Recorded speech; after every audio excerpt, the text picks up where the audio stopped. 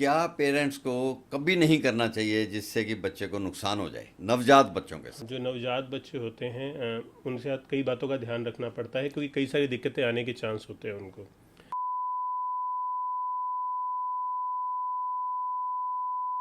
नमस्कार। आज हमारे साथ स्टूडियो में हैं doctor Rakesh Kumar Kalra, MD paediatrics, बाल रोग विशेषज्ञ हैं ये। आज हम इनसे कई चीज़ों के बारे में जानकारी लेंगे जो कि बच्चों के इलाज और उनकी केयर के बारे में संबंधित हैं। Welcome to the studio of RP stone clinic, doctor Rakesh. Thank you sir, thank you for calling me. We are privileged to have you here today morning. Where should we start? मैं आपसे पूछना चाहूँगा कि आप कब से कब तक बच्चों का ख्याल रखते हो, किस उम्र से किस उम्र तक? देखिए, जो पीडियाट्रिशियन वर्ड है जो कि मतलब यूज़ होता है वो होता है छोटे बच्चों के लिए वैसे, पर हम 18 साल तक के बच्चों को देखते हैं, तो जन्म से लेकर 18 साल तक, और कुछ लोग 21 साल तक भी दिखाते हैं हमें, जो कि जन्म से पैदा हुए हमारे सामने ही वो 21 साल तक दिखाते रहते हैं। इसका मतलब है जब डिलीवरी होती है तो आप वहाँ होते हो? हाँ, जब डिलीवरी होती है तो नॉर्मली एक पीडियाट्रिशियन और नियोनेटोलॉजिस्ट को बुलाया जाता है कि जन्म पे बच्चे को कोई दिक्कत ना हो।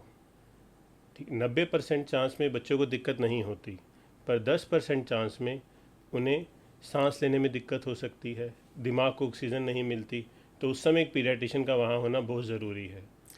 आपने अभी एक वर्ड यूज़ किया, नियोनेटोलॉजिस्ट।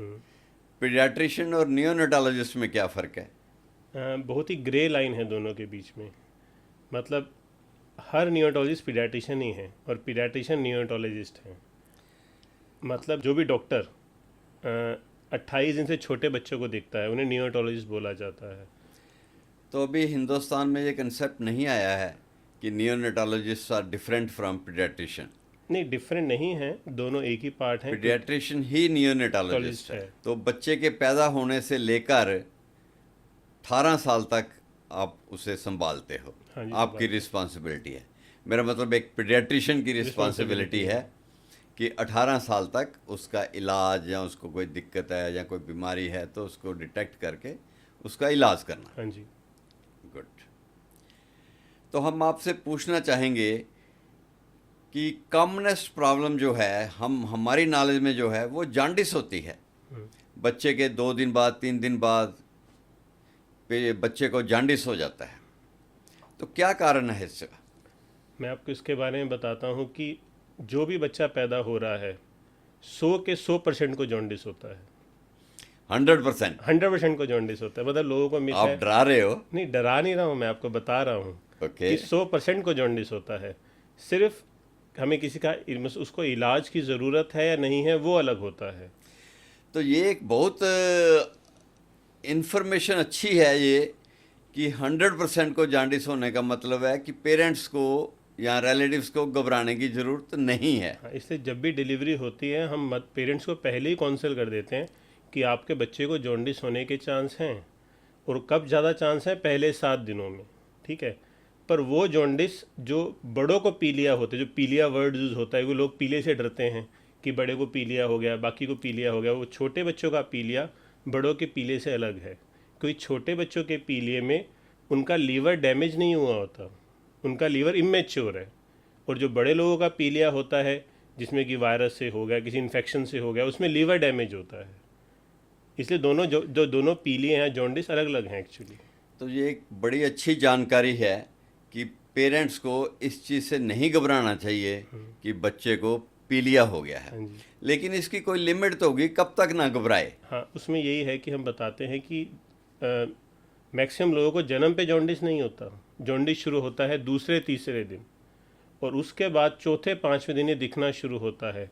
आँखों के अंदर, शरीर का पीला पड़ जाना, बाथरूम पीला आने लग जाना। ठीक है, तो अगर, इसलिए हमेशा कहते हैं कि आप बच्चों के डॉक्टर को, जो भी आपके पीडियाट्रिशियन है, नियोनेटोलॉजिस्ट हैं, उसको जाके आप दिखाइए तीसरे चौथे दिन अपने बच्चे को कि उसको पीलिया ज़्यादा तो नहीं हो गया, कि वो देख के बता सकते हैं। आजकल हमारे पास मशीन है जिसमें बिना सैंपल लिए हम सिर्फ माथे पे टच करके बता सकते हैं कि बच्चे का कितना पीलिया है। और अगर लगता है पीलिया ज़्यादा है तो उसमें ब्लड सैंपल लेके बता सकते हैं कितना पीलिया का लेवल है। तो कौन सी लिमिट है जिसमें आपको खतरा नहीं लगता? इसमें ये भी कई चीज़ों पे डिपेंड करता है कि बच्चे का वज़न कितना था, और बच्चा मतलब दूध पी रहा है कि नहीं पी रहा, बच्चा सुस्त तो नहीं हो रहा है, ठीक है। पर 10 से अगर ऊपर जाए तो हमें डॉक्टर को दिखाना चाहिए और थोड़ा सा कोशिश हो जाना चाहिए। इसका मतलब ब्लड टेस्ट करेंगे आप, ब्लड टेस्ट करना पड़ेगा, और 10 से ऊपर आए तो थोड़ा सा चिंता का कारण है। कारण हो सकता है।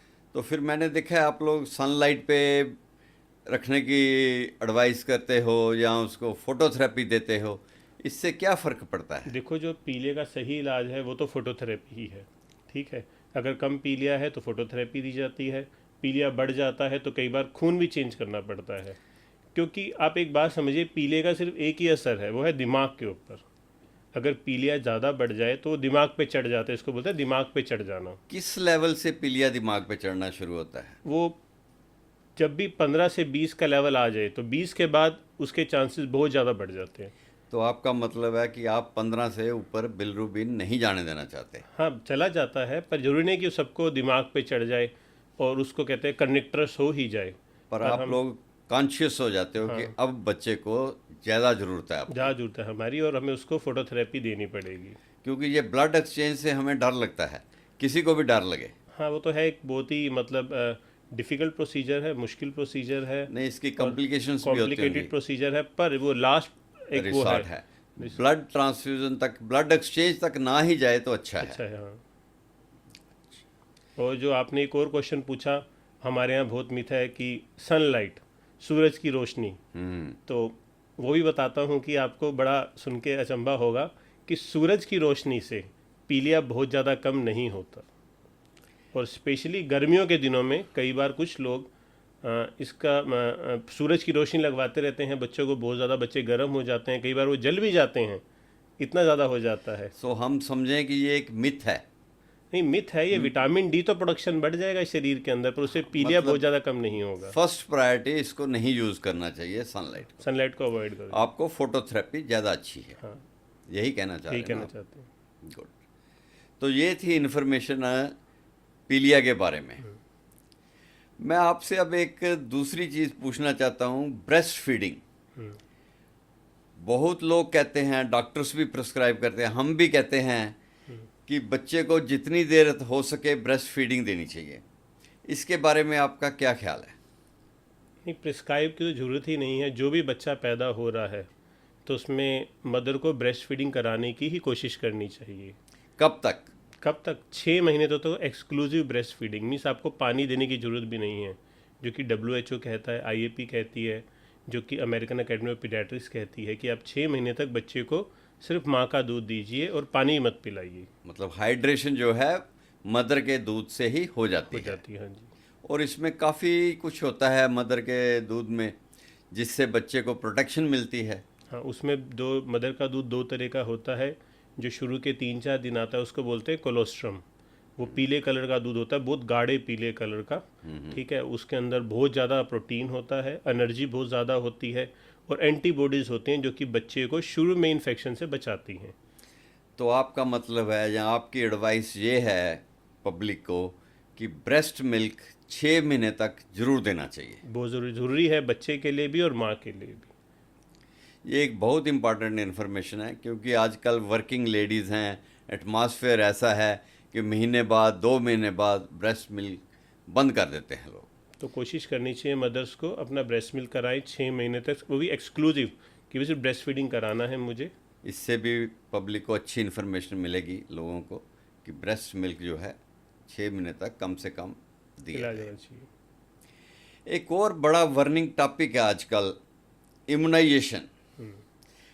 इम्यूनाइजेशन ने मैंने देखा है पिछले 20-30 साल में काफ़ी चेंजेस लिए हैं, हाँ जी। और अब तो एक कई प्रोटोकॉल बन गए हैं कि इतने इस दिन में ये, इस दिन में ये, इतना पहले नहीं होता था।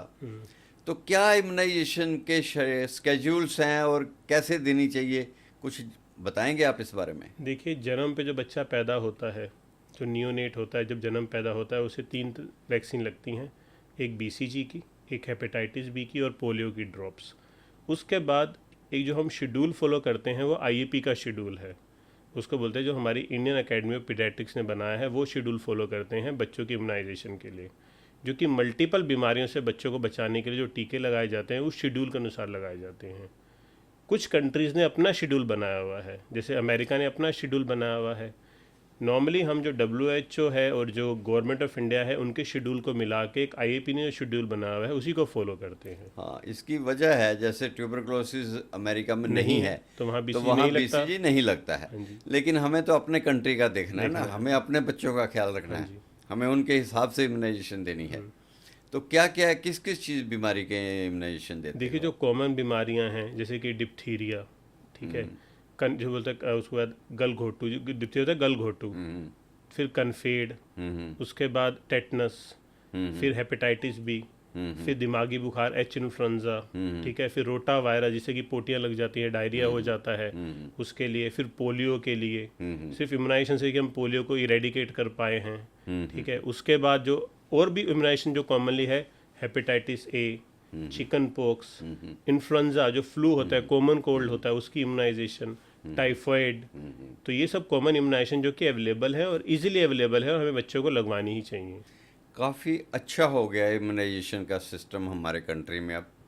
जो पहले 20-30 साल पहले था उससे तो बहुत प्रोग्रेस कर गए वो हैं तो है ही अब। और हम काफ़ी रोक लगा पाए हैं काफ़ी बीमारियों पे। हाँ जी, लग पाई है। बहुत अच्छी बात है।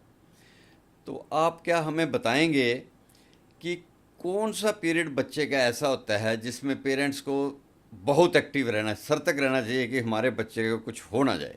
देखो, वैसे तो सब पीरियड ही एक्टिव है कि बच्चों का ध्यान रखना चाहिए, पर जो पहले 28 दिन है बच्चे के, जो नियोनेटल पीरियड होता है उसका, वो सबसे ज़्यादा मुश्किल भरे होते हैं, एक न्यू पेरेंट्स के लिए भी और बच्चे के लिए भी। न्यू पेरेंट्स के लिए उन्हें पता नहीं है, भी ज्ञान नहीं है कि कैसे बच्चे की केयर करनी है, और बच्चा है वो भी थोड़ा कोमल है और उसको इन्फेक्शन होने के चांस ज़्यादा है या बाकी दिक्कत होने के चांस ज़्यादा है, तो उन्हें कैसे बचाना है। तो हमेशा हम कहते हैं कि पहले 28 दिन तक आप बच्चे का अच्छी तरह ध्यान रखिए। तो कई सारी ऐसी बातें हम बताते हैं उन्हें, पेरेंट्स को, कि भैया आप इसी तरह ध्यान रखेंगे तो आपको एक तो दिक्कत नहीं आएगी और बच्चा भी ठीक रहेगा आपका। ये एक टर्म जो यूज़ किया आपने, न्यू पेरेंट्स, मुझे लगता है इनको बहुत ज़्यादा एजुकेशन की ज़रूरत है ताकि ये अपने बच्चे का ख्याल रख सके। उसका कारण है कि जो जब भी बच्चा पैदा होता है ना, उसका कोई बुकलेट नहीं आती कि भाई आपने ऐसे ऐसे बच्चे को पालना है। तो कैसे लेते हैं लोग नॉलेज, कैसे लेते हैं लोग?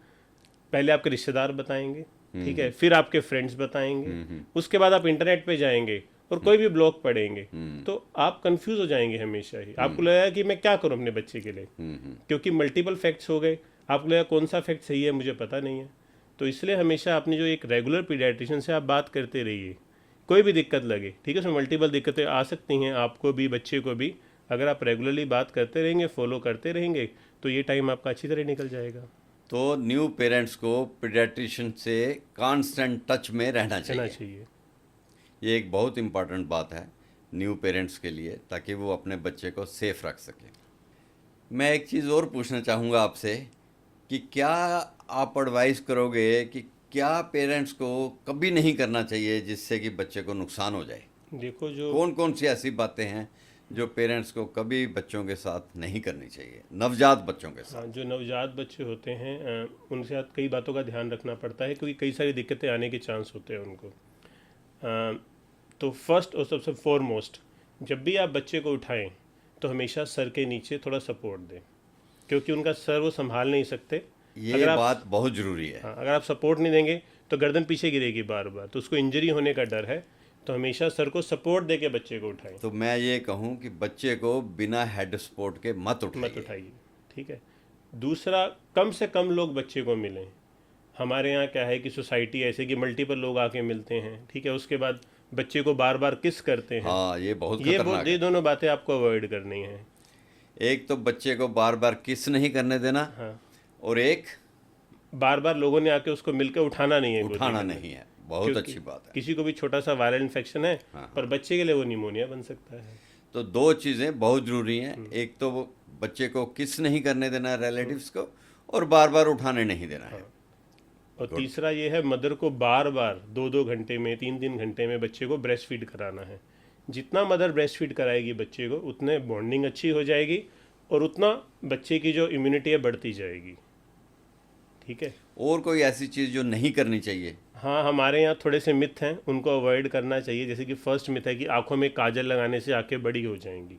तो उस केस में यह है कि अवॉइड कीजिए काजल लगाना, क्योंकि उससे कई बार ठीक एक बात है। हमारा लैक्राइमल ग्लैंड होता है वो ब्लॉक हो जाता है, या आंखों में इन्फेक्शन भी हो जाता इन्फेक्शन है। हो जाती है, ठीक। एक वो अवॉइड करना चाहिए। दूसरा, आजकल डिफरेंट तरह के तेल अवेलेबल हैं हमारे यहाँ मार्केट में, कि इससे मालिश करेंगे या तेज तेज मालिश करेंगे तो बच्चे की हड्डियाँ स्ट्रांग हो जाएंगी। तो हम नॉर्मल अपनी प्रैक्टिस में देखते हैं कि हमारे पास बच्चे लेके आते हैं लोग 1 महीने में, 2 महीने में, जिनके फ्रैक्चर हो जाते हैं एक्चुअली मालिश कई करने से। मालिश करने से। अगर बहुत ज़्यादा तेज आप मालिश करेंगे बच्चे की तो फ्रैक्चर होने का डर होता तो है हम बच्चों कह सकते हैं कभी मत कराइए मालिश बच्चों की। को। हाँ, अगर आपने मालिश करनी है तो मदर अपने हाथ से सॉफ्ट हैंड से मालिश करें, हाँ, मदर की मालिश में आप मदर की मालिश को किसी से कंपेयर नहीं नहीं कर कर सकते। सकते। हाँ जी, बिल्कुल ठीक बात। ठीक है। और एक और कॉमनली हमारे यहाँ जो दिक्कत आती है बच्चों को, कि कई बार जो हमारी अम्बिलिकल कॉर्ड होती है, नाल जिसको बोलते हैं, अम्बिलिकल कॉर्ड जिससे बच्चा अटैच होता है, उसके ऊपर घी लगा देते हैं, उस पर तेल लगा देते हैं, उस पर काजल लगा देते हैं, कुछ लोग उस पर गोबर लगा देते हैं। Oh तो my ये God! हाँ, ये सब भी अवॉइड करना है हमें, क्योंकि इससे इन्फेक्शन होने का खतरा है।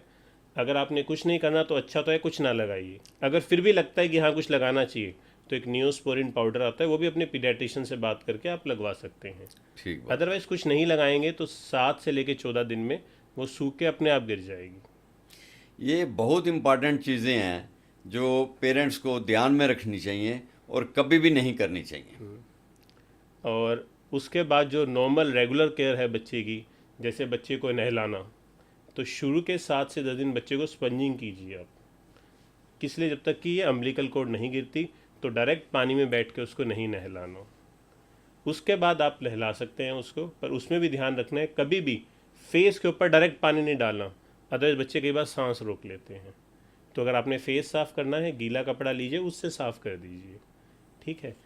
और शूशू और पोटी वाली जगह का ध्यान रखिए, क्योंकि अगर वहाँ पे हम क्लीननेस नहीं रखेंगे तो बच्चों को इन्फेक्शन होने के चांस बढ़ते जाएंगे। एक और इम्पॉर्टेंट चीज़ मैं आपसे पूछना चाहूँगा कि जब बच्चे रोते हैं तो पेरेंट्स को क्या करना चाहिए? वो परेशान हो जाते हैं, रात को उठ गया, रात को 2 बजे, दिन को खाना खाते हुए, किसी भी वक्त बच्चा रोना शुरू कर देता है, हाँ जी सर। तो फिर क्या करें?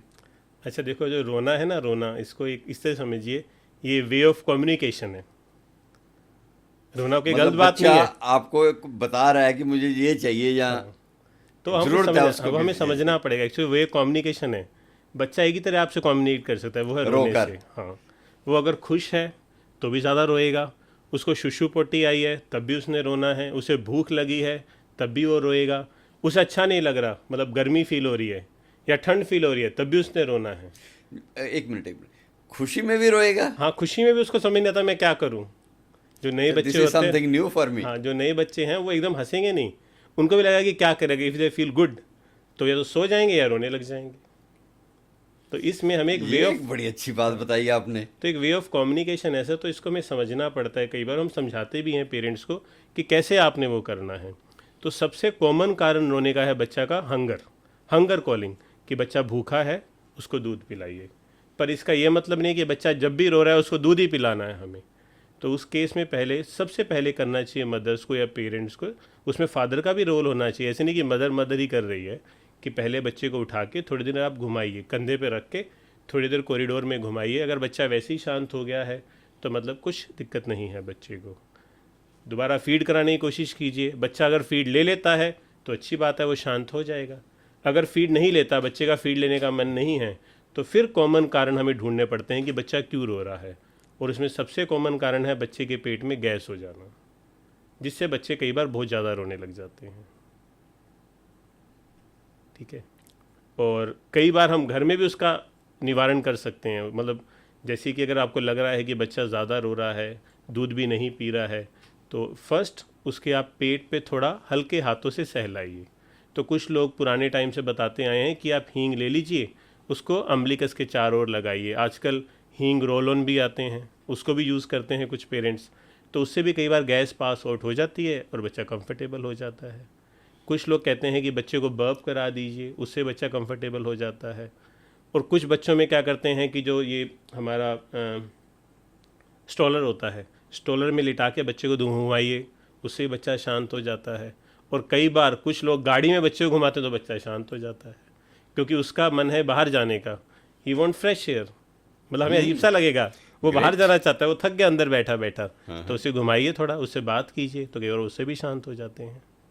बड़ी अच्छी बातें बता रहे हो आप, अच्छा लग रहा है मुझे ये सुनकर। ये सब हंगर काल जैसे आपने बताया, गैस की प्रॉब्लम, ये तो गैस की प्रॉब्लम, हंगर काल और गाड़ी में घुमाना, यहाँ तक तो घर में ही पेरेंट्स कर सकते हैं आराम अगर से। इसके बावजूद भी बच्चा रोता है तो फिर शायद आपको हाँ, अगर ऐसे लग रहा है कि जरूरत है। आधा पौना घंटा हो गया, 1 घंटा हो गया है, बच्चा रो ही जा रहा है, उसको बोलते हैं अनकंसोलेबल क्राई, कि आप कंसोल करने की कोशिश कर रहे हैं बच्चे को, बच्चा दूध भी नहीं पी रहा है, बच्चा रोता जा रहा है, और बच्चा ऐसे मुट्ठियाँ भींच रहा है, पैर ऊपर खींचे जा रहा है, और कई बार उसका थोड़ा रंग चेंज हो रहा है, फेस लाल कर रहा है बहुत ज़्यादा, तो उस केस में बेटर है आप पीडियाट्रिशियन को दिखाइए। ये एक वक्त है जिस वक्त आपको पीडियाट्रिशियन उनको के पास दिखाना जाना पड़ेगा। पड़ेगा। हाँ जी। तो ये थे डॉक्टर कालरा हमारे साथ, बहुत अच्छी इन्फॉर्मेशन दी आपने, फ़ायदा होगा कई लोगों को इससे।